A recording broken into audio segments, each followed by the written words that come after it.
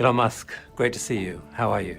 Good, how are you? Billionaire Elon Musk is a restless entrepreneur. Elon Musk is pioneering technology, launched the largest, most powerful spacecraft in history. At 32, he made around $180 million when PayPal was sold to eBay, before investing almost all of this in electric car maker Tesla and rocket producer SpaceX. T-minus 20 seconds. Stage 2 tanks pressing for flight. Flight computer has control of the vehicle. If we see anything on the sensors, that's a problem. No, right now. nothing. I'll say go for launch. T-minus 10, 9, 8, 7, 6, 5, 4, 3, 2, 1. You need to work, depending upon how well you want to do, particularly if you're starting a company, you need to work super hard. So what does super hard mean? Well, when my brother and I were starting our first company, instead of getting an apartment, we just rented a small office and we slept on the couch. And we showered at the YMCA, and we're so hot up we had just one computer. So the website was up during the day, and I was coding at night, 7 days a week, all the time. And I sort of briefly had a girlfriend in that period, and in order to be with me, she had to sleep in the office. So work hard, like, I mean, every waking hour. That's the thing I would say, particularly if you're starting a company. Not only is Musk the world's richest man, but he also spearheads 4 of the most influential tech companies in the world, runs an artificial intelligence research laboratory. Well, first of all, I really need to give some thought to, like, how can I provide advice that would be most helpful, and I'm not sure I've given enough thought to that to give you the best possible answer. But I think certainly being focused on something that you're confident will have high value to someone else, and just being really rigorous in making that assessment, because people tend to, a natural human tendency is wishful thinking. So a challenge for entrepreneurs is to say, well, what's the difference between really believing in your ideals and sticking to them versus pursuing some unrealistic dream that doesn't actually have merit? And that is a really difficult thing to tell. Can you tell the difference between those two things? Right. You know? So you need to be sort of very rigorous in your self-analysis. I think certainly extremely tenacious, and then just work like hell. I mean, you just have to put in, 80 to 100 hour weeks every week. And then a lot of work. All those things improve the odds of success. Okay. I mean, if other people are putting in 40-hour work weeks and you're putting in 100-hour work weeks, then even if you're doing the same thing, you know that in 1 year you will achieve what they achieve. You will achieve in 4 months what it takes them a year to achieve. Possible for ordinary people to choose to be extraordinary.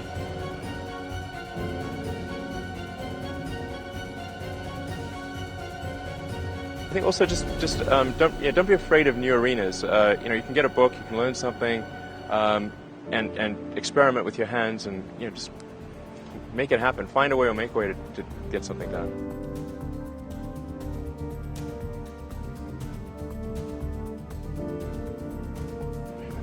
Not being motivated personally by money is not the same as saying that I think SpaceX shouldn't make money. In fact, it's very important that SpaceX is profitable, or we will not be able to earn the money necessary to continue future development.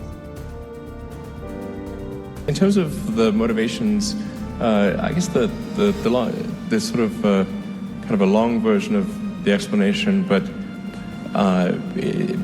essentially, when I was a kid, I was wondering kind of what's the meaning of life, like why are we here, what's it all about, and I came to the conclusion that what really matters is trying to understand the right questions to ask, and the more that we can increase the scope and scale of human consciousness, the better we are able to ask these questions.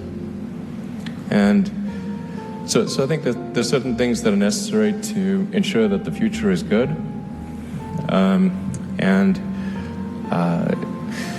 Some of those things are, in the long term, having long-term sustainable transport and sustainable energy generation, to be a spacefaring civilization, and for humanity to be out there among the stars and be a multi-planetary species. I think being a multi-planet species and being out there among the stars is important for the long-term survival of humanity, and that's one reason, kind of like life insurance for life collectively, life as we know it. But then the part that I find personally most motivating is that it creates a sense of adventure, and it makes people excited about the future. If you consider two futures, one where we are forever confined to Earth until eventually something terrible happens, or another future where we are out there on many planets, maybe even going beyond the solar system, I think that second version is incredibly exciting and inspiring, and there need to be reasons to get up in the morning. Life can't just be about solving problems. Otherwise, what's the point? There's got to be things that people find inspiring and make life worth living.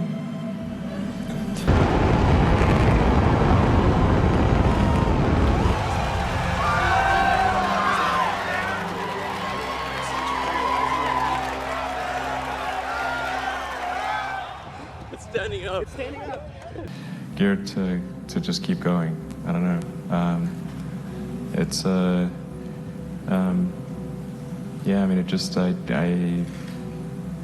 don't know. It certainly, there are times when things don't go well, and then that's quite dispiriting, for sure. And so then it's difficult to proceed with the same level of enthusiasm. But I do think the things that we're doing are pretty important to the future. And if we don't succeed, then it's not clear what other things would succeed.